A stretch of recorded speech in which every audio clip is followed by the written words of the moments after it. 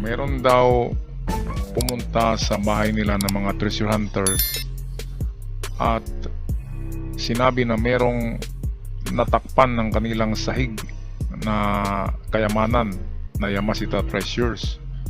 Pero bago tayo mag-detect, kain muna tayo ng ating tanghalian.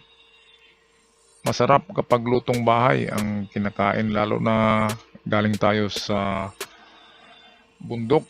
Gutom na tayo. Maraming salamat nga pala sa nagluto ng pagkain.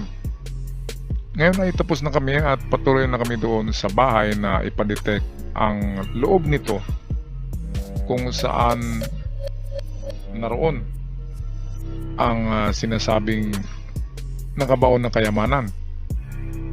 Ayon sa kwento, ang bahay na ito noon, nang hindi pa ito naitayo, ay merong napakalaking puno ng isang old tree. Tuog yata yun na kahoy.